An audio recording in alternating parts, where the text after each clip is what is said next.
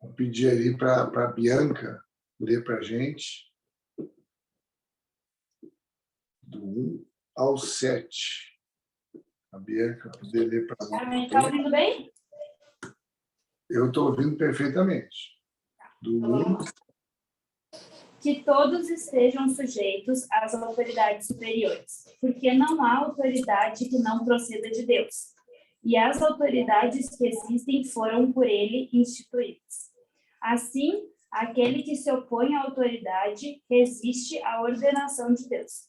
E os que resistem trarão sobre si mesmo condenação.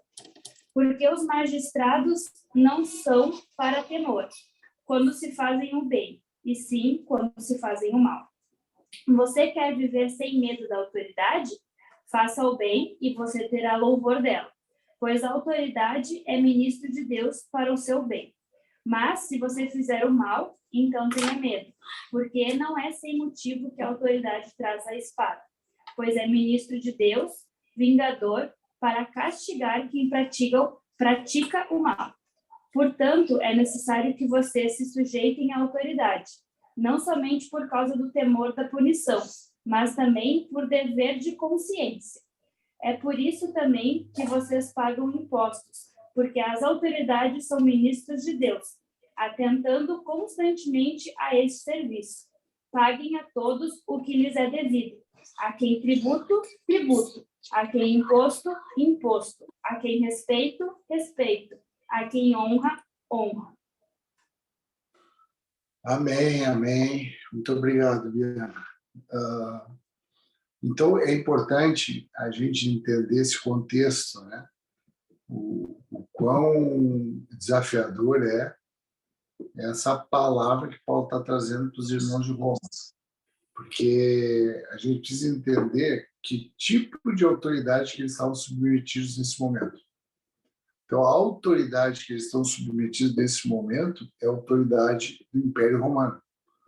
Então, essa é a autoridade que eles estão submetidos. E havia uma dificuldade enorme para que eles se submetessem a uma autoridade que era abusiva, tirana, cruel, exploratória em todos os aspectos, violenta.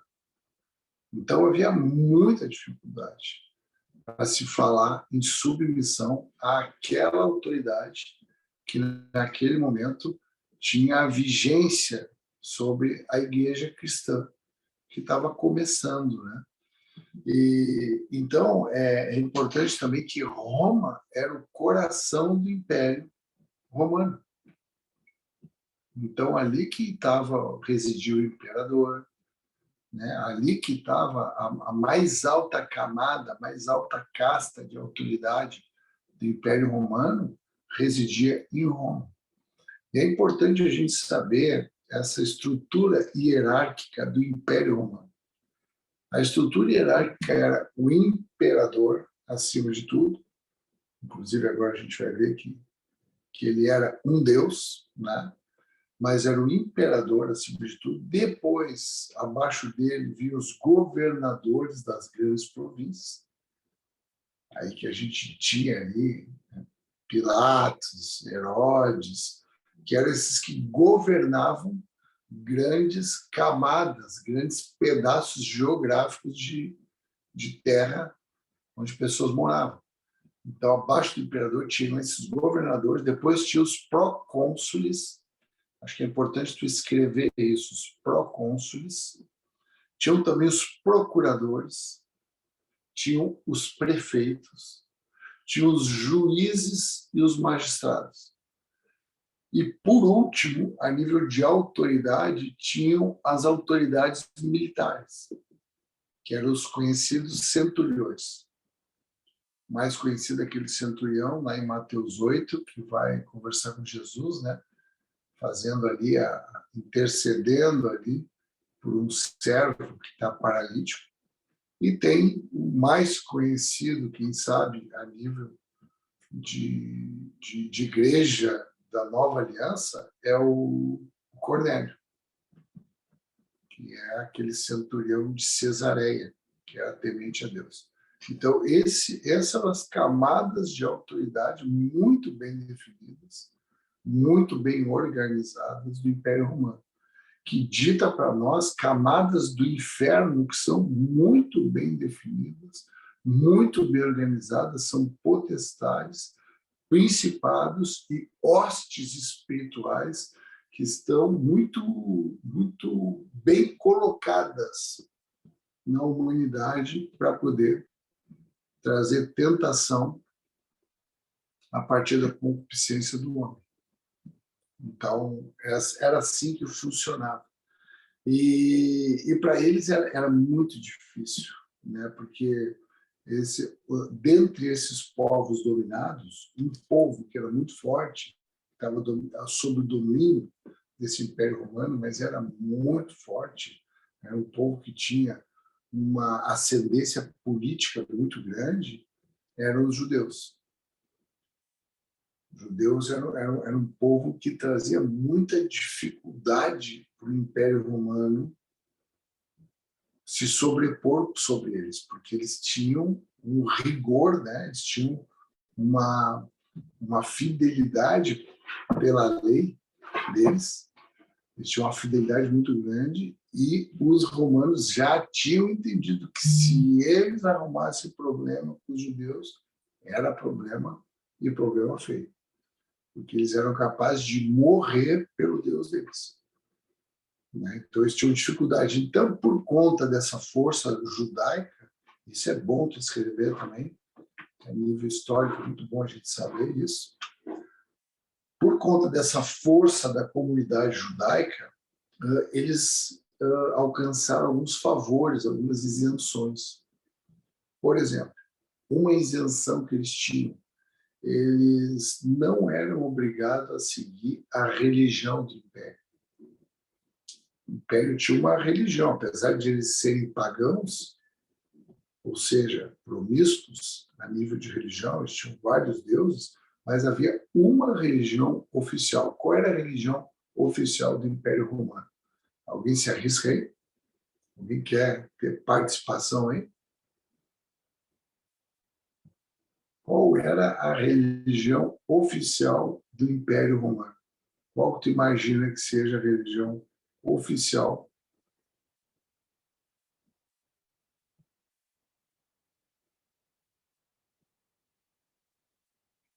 Ninguém? Católica, Bianca? Não era católica, até porque o catolicismo estava começando naquele momento ali, né? O cristão é um católico, né? E eles estavam muito longe do cristianismo naquele momento, depois que o cristianismo absorve eles e se torna a católica apostólica romana. De repente, essa foi a relação que tu possa ter feito, né? Ninguém mais. Lara, tira a mão da boca, Lara. Paganismo, pastor? Hã? Paganismo? O paganismo, o paganismo não é uma religião. O pagão, ele é um promíscuo religiosamente. Ele crê em várias religiões. Qual era a religião oficial? Samuel? Não, né? Ninguém? Amém. Pastor Tiago.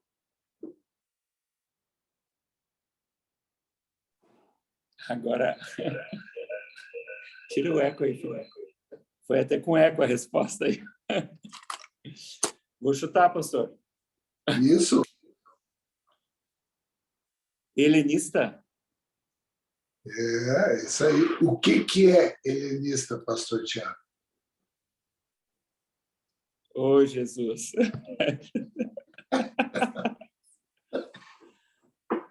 Hã? Estão soprando aqui, pastor. Já estou suando, já deu pressão na cabeça, só não desmaia.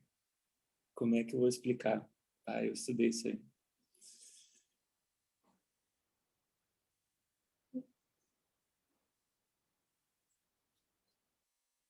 Estava relacionada a questão do grego ali, a questão da mitologia, a questão do... Oh, boa. Chegou perto. É isso aí, pastor. Hã? O que acontece? O helenismo, que não é a religião do Império Romano, mas só para a gente, já que o Tiago deu esse chute aí, para a gente também poder aprender, né? Helenismo é a filosofia grega. Então, a filosofia do pensamento, a filosofia mitológica, que é o que tu sabia o que era, né, Tiago? Isso era o helenismo, né, da época que prevaleceu durante muitos anos, né? Principalmente na época de Alexandre o Grande. A religião do Império Romano era a adoração ao imperador. Então, o imperador era adorado como um deus. O imperador era o César, então o César era adorado pelo Deus. Por isso que tinha aquelas cidades chamadas Cesareia, porque aquilo era uma adoração, uma homenagem ao Deus que era o imperador. Então, o Deus, aquele que estava como imperador, num determinado momento, ele era considerado um Deus, um Kyrios. Escreve isso, é importante. Kyrios. Por que é importante o Kyrios do grego? Que era significado Senhor. Então, o Kyrios dos romanos era o imperador. E todos eram obrigados a adorá-lo. E os cristãos depois chamaram Kyrios quem? Jesus. Então, eles chamaram de Kyrios o Senhor Jesus, porque ele é o Kyrios, ele é o Senhor. Mas era essa a religião predominante e obrigatória do Império Romano. Todo mundo era obrigado a adorar o imperador. Os judeus ganhavam essa isenção, eles não precisavam adorar, porque o Império Romano sabia, se fizessem eles, se voltar contra, botasse qualquer coisa na frente do Iavé, era problema.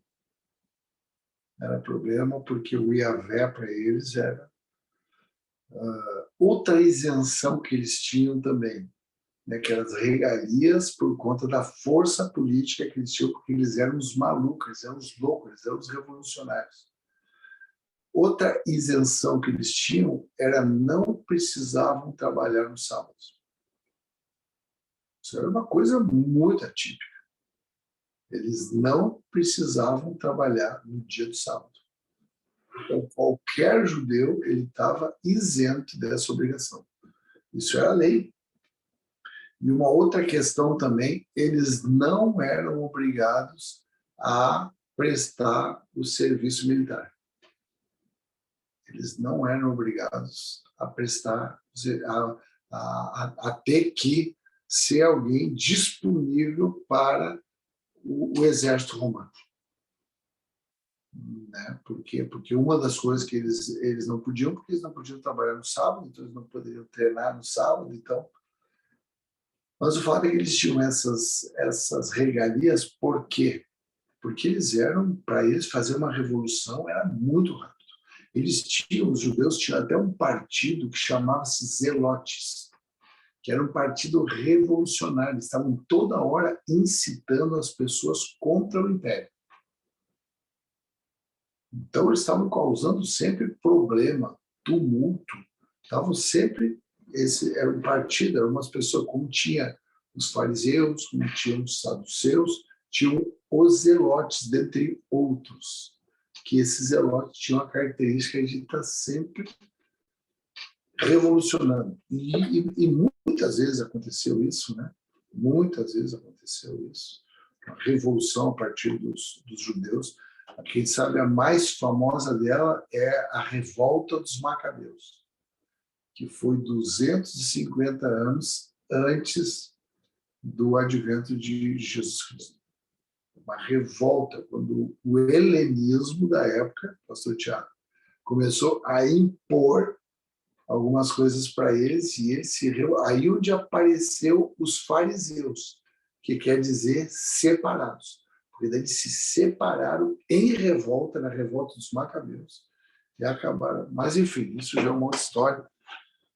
Não dá para a gente ir viajando muito por aqui, senão a gente vai perder mais tempo ainda, né? Mas vamos retornar aí. O fato é que esses judeus, que eram um dos povos dominados pelo Império Romano, eles tinham essa força e essas isenções. O outro povo que tinha era o povo gentil, que eram os que não eram judeus. Então, esses povos também tinham ali as liberdades deles, os pensamentos deles. E essa igreja em Roma era constituída de judeus, judaizantes, judeus convertidos ao cristianismo e gentios. Então, eles odiavam o Império.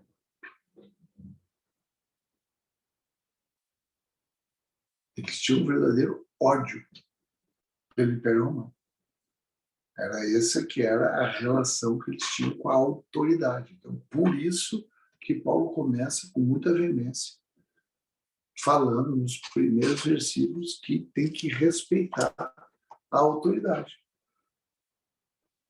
Então, ele diz: toda alma se submeta às autoridades superiores. Todo homem. E quando é todo homem ali, que diz todo homem, na verdade é toda alma. Se refere a qualquer coração humano. Toda a humanidade, toda ânima se submeta às autoridades. Então, ele começa a trazer ali a postura de um cristão. Qual a postura de um cristão diante das autoridades? Qual é a postura? Submissão. A postura é estar submetido. Independente se ela for boa, se ela for má, a gente tem que estar submetido, a gente tem que estar orando, a gente tem que estar abençoando a vida deles. Porque toda autoridade é instituída por Deus. Então, Deus revela a sua autoridade nas autoridades que são socialmente distribuídas no meio do povo. E é com essa consciência que o cristão precisa se movimentar. Independente da autoridade ser boa, ser ruim, ele tem que se submeter, porque ele crê que aquela autoridade está estabelecida pela autoridade de Deus através da soberana vontade dele. Ainda que eu não entenda, ainda que eu não aceite, ainda que eu não concorde.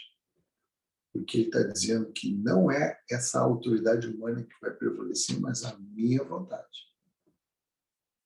Então, a autoridade está ligada à soberania de Deus. E aí vem um mandamento que ele é muito mal compreendido, que é honrar pai e mãe para que haja longevidade, para que os teus dias se prolonguem. A gente faz a interpretação desse texto pensando no pai e na mãe mesmo, né? E pensando em obedecer eles, ou em estar perto deles, e na verdade não é isso que Deus está falando em essência. Deus está falando sobre a autoridade, porque o pai e a mãe são a primeira autoridade instituída por Deus na vida de um homem, de uma alma, de um ânima.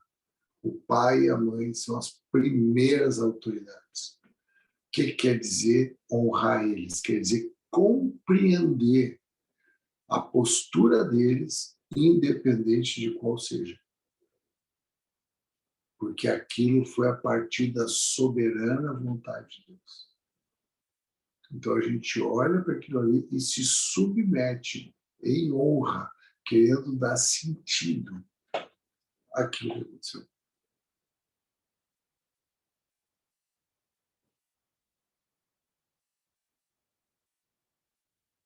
Interessante isso, né? Para que se prolonguem os teus dias. Aí a gente olha o Cronos, né? Para que se prolongue cronologicamente. E não é isso que ele está dizendo. É para que chegue até o fim, crescendo, desenvolvendo, testemunhando, com qualidade, kairos.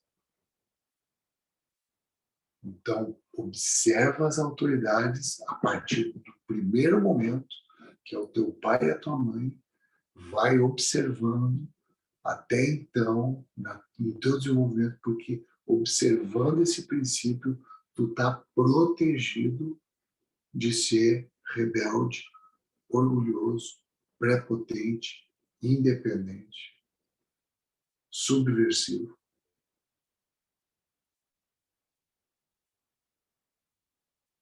Porque quem não se submete, quem se opõe às autoridades, esses aí já atraíram a condenação para eles mesmos. Então, quando a gente não entende esse princípio, quando a gente condiciona esse princípio a autoridades que nós entendemos como boas, a gente já traz para nós um afastamento da liberdade e um aprisionamento de um condenado. Isso é a nível mental. Quem não entende isso vai querer já se sentir autônomo e superior. Por isso que a gente tem que se submeter às autoridades, irmãos, orar pelas autoridades. Mas aí a pergunta pode ser, tá, mas até onde? Até quando? Na prática, como é que é isso? Quer dizer que nós temos que ser os bobinhos e que nós vamos aceitar tudo? Não. Obviamente não é isso. Esse conhecimento que nós temos da autoridade de Deus, da autoridade das pessoas, isso a gente vê. Eu vou dar duas referências aqui. Uma referência lá em Isaías, o profeta Isaías fala do Ciro, que era um governador, que era um rei assírio, que estava ali submetendo o povo de Deus à escravidão. E ele diz assim, Isaías: levantei o meu servo Ciro. E era um homem pagão, mas que estava debaixo do domínio do Senhor de toda a terra.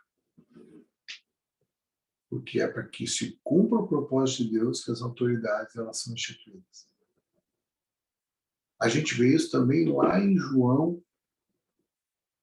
que faz uma referência, quando Jesus está conversando e está sendo interrogado por Pilatos. Essa eu queria até ler contigo.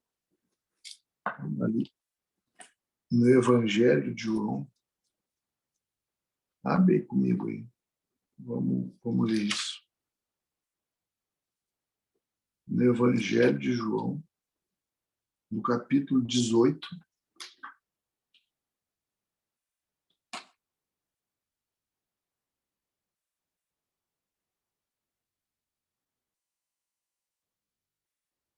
Não, desculpa, capítulo 19, João 19. Jesus está ali, falando com ele, na iminência de ser condenado e crucificado. E aí no versículo 10 diz assim: então Pilatos o advertiu: não me respondes? Ele estava fazendo algumas perguntas para Jesus e Jesus se mantinha calado. Não me respondes? Não sabes que tenho autoridade para te soltar e autoridade para se crucificar? Presta atenção no versículo 11, a resposta de Jesus. Nenhuma autoridade teria sobre mim se de cima não te fosse dada. Por isso, quem me entregou a ti, maior pecado tem. Então ele diz para ele, olha, Pilatos fala que ele é um governador da província da Judéia. Ele fala, olha, tu não sabe que eu tenho autoridade? Como é que está tendo esse comportamento comigo? Não sabe que eu tenho autoridade para te livrar da morte? Aí Jesus diz para ele, tu só tem autoridade porque essa autoridade foi te dada do alto. O meu Pai, que é a autoridade, concedeu autoridade. Então, na verdade, tu nenhuma autoridade tem.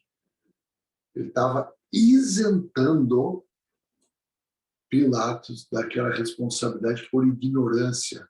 Ele estava dizendo, maior responsabilidade, o maior pecado tem quem me entregou para ti.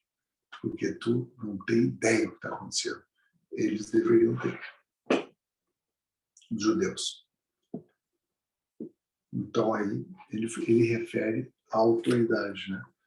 Depois, ele vai discorrendo e eu quero parar ali no momento onde ele diz ali que essas autoridades são ministros de Deus e que as autoridades elas são boas, porque as autoridades elas só são ruins para quem está transgredindo deliberadamente. Porque para quem não está transgredindo, essa lei civil, lembra que a gente estudou as leis morais, as leis cerimoniais e as leis civis? Então, essas autoridades trazem as leis civis. E as leis civis é para que haja ordem social. Então, ele diz que essas autoridades, elas são para trazer ordem social. Por isso, nós não devemos temer essas autoridades se a gente está comprometido em caminhar corretamente. Elas são bênçãos para a nossa vida. Elas abençoam as nossas vidas. Mas aí, aonde que isso pode quebrar? Aonde que a gente tem um ambiente onde a gente tenha que transgredir? Quando essas autoridades civis tocarem naquilo que é princípio, naquilo que é palavra de Deus, naquilo que é vocação da igreja. Que é o que aconteceu algumas vezes. Por exemplo, aconteceu lá no Egito, quando as autoridades de Faraó estabeleceram que tinham que matar todos os hebreus. Lembra disso? Houve uma transgressão daquela lei, porque era uma lei que ia contra a palavra de Deus. E eles guardaram ali o Moisés, para que Moisés fosse preservado. E quando o Faraó veio falar a respeito disso, das parteiras, né? O que está acontecendo? Que eu queria diminuir eles, porque estão crescendo demais. E as parteiras disseram, não, eles são muito fecundos. Eles vão fazendo filho, mata alguns, mas já nasce outros. Aí a questão da fecundação aí tocou no meu coração, né? Tocou no coração do pai, né? Fecundação nesse momento, nascimento, filho. Aí a FF se movimentou, né? Eles são fecundos. Aleluia. Ai, ai, ai. Transgressão. Por quê? Porque tocou na palavra de Deus. Onde é que a transgressão se daria no nosso ambiente prático, né? Por exemplo, nós agora tá aqui vivendo esse ambiente que a gente está vivendo e a gente está vendo isso, né? Essa autoridade prevalecendo.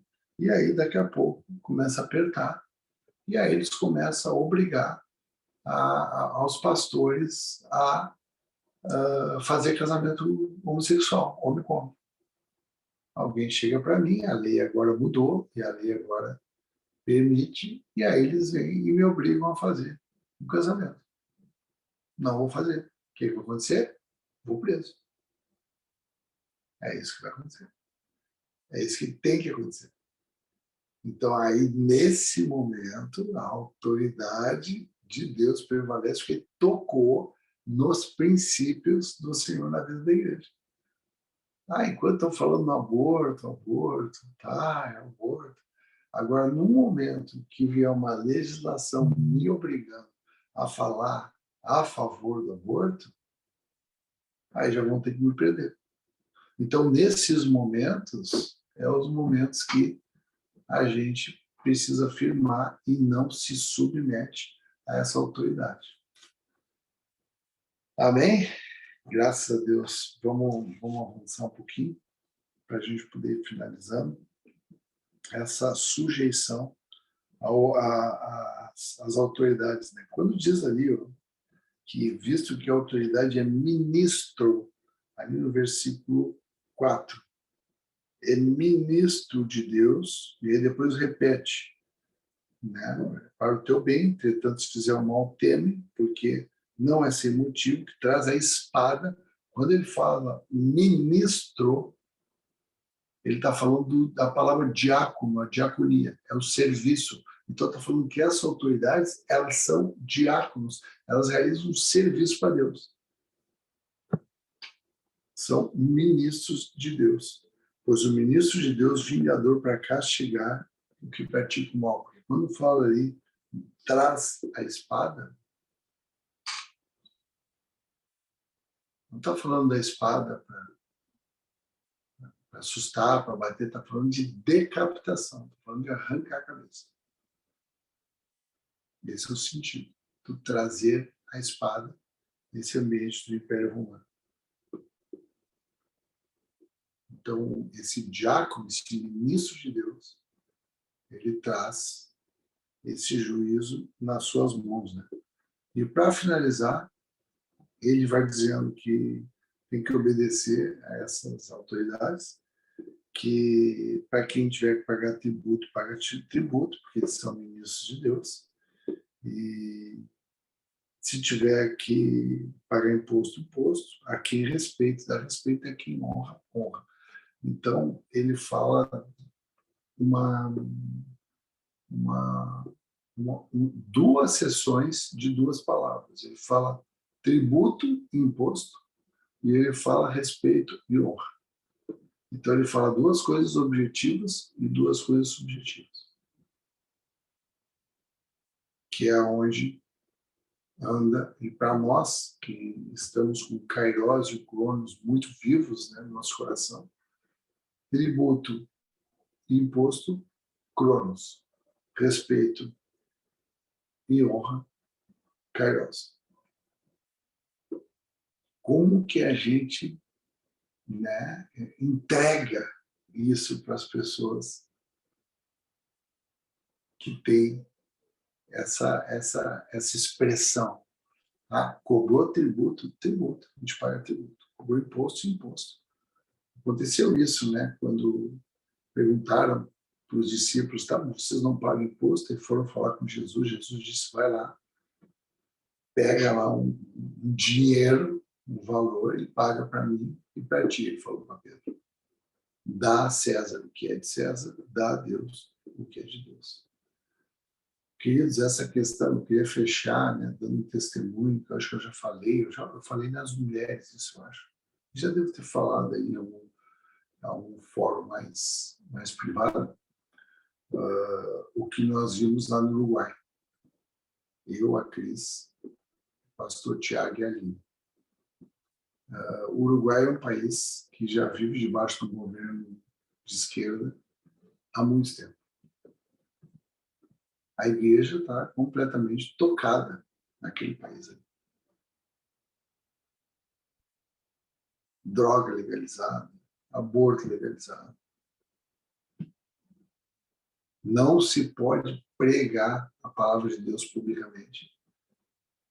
Se nós pregamos a palavra de Deus em algum lugar que não seja no ambiente do templo, a gente está sujeito às sanções da lei. A gente não imagina o que é isso, né? Você não poder falar na rua da palavra de Deus de Jesus. O Brasil não imagina o que é isso. Ainda, eu não imagino o que é isso. Eles vivem isso já há muito tempo. E a gente viu ali uma igreja pujante, a gente viu a autoridade de Deus naquela igreja ali, de uma forma maravilhosa. Nós vimos uma alegria, nós vimos os dons de espírito ali naquele ambiente, nós vimos uma festa do povo de Deus ali, que era imparável. Então, para que isso aconteça, a gente tem que parar de reclamar, tem que parar de se queixar, tem que parar de murmurar, tem que entender a soberana vontade da autoridade de Deus, honrar as autoridades. Esse é um princípio, irmãos, que para nós, como igreja, Brasa, em Caxias do Sul, apelidada, chamada por nós de família forte, ela vive orientada por esse princípio de autoridade. Nos submetemos à autoridade mesmo sem entender, mesmo não sendo as coisas como nós gostaríamos, nós nos submetemos, isso tem abençoado a nossa vida. Isso tem nos deixado com discernimento, isso tem feito com que as nossas raízes estejam sempre estendidas no ribeiro, e as nossas folhas são sempre verdes, a gente não receia o tempo da sequidão. No tempo oportuno, a gente tem visto frutos. Então, é um princípio que a gente precisa ter muito cuidado com ele, viu? Cuidado com quem tu fala na tua casa, cuidado de quem tu fala na tua casa. Não fala de pastores, não fala de governo, não critica. Uma coisa é a gente fazer as observações. Isso a gente tem que fazer, mas cuidado com o teu coração. Guarda o teu coração, meu irmão e minha irmã. Guarda o teu coração, porque toda a humanidade, toda a alma tem que se submeter à autoridade, porque toda autoridade é instituída por Deus. Quando tu toca numa autoridade, é como se tu tocasse no próprio Senhor. É isso que Paulo está ensinando. E que grande desafio era para aqueles irmãos de Roma, no centro do poder, sendo tratados do jeito que eles eram tratados pelo Império Romano, poder se submeter. Mas era isso que estava proposto para eles. Cuidado com o que tu está falando, cuidado com a tua boca, cuidado com os teus pensamentos, para não adquirir maldição para a tua vida. Tu é povo abençoado, tu é povo eterno. Cuidado. Eu estou dizendo isso para mim mesmo nesses dias que eu estou estudando esse capítulo que é tão importante para mim, e eu digo para ti também, cuidado. Cuidado, né? O Tiago lá fora, de treinador, cuidado. Não faz isso. Não toca nisso, porque é uma orientação do Espírito Santo através das Escrituras, isso é revelação. A gente não tem que entender, a gente tem que obedecer. Amém, queridos? Graças a Deus.